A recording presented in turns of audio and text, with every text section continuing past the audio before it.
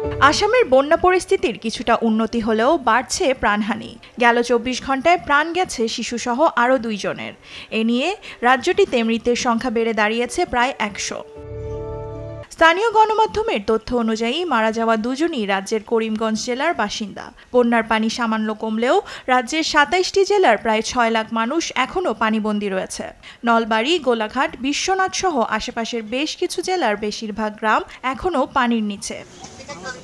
ভারতের উত্তরপ্রদেশেও নজিরবিহীন বন্যায় বিপর্যস্ত জনজীবন। সেই সঙ্গে গঙ্গার পানি বৃদ্ধি পাওয়ায় আশেপাশের এলাকার অবস্থা আরও করুণ।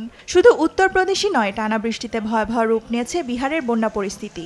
পানি লোকালয়ে ঢুকে প্লাবিত হয়েছে বকুচি, পাতারি সহ অসংখ্য গ্রাম। বাস্তুচ্যুত প্রায় ৫০,০০০ বাসিন্দা। এছাড়া গুজরাট, মহারাষ্ট্র, কর্ণাটক এবং গোয়াতে ভারী বৃষ্টিপাতের পূর্বাভাস দেওয়া হয়েছে।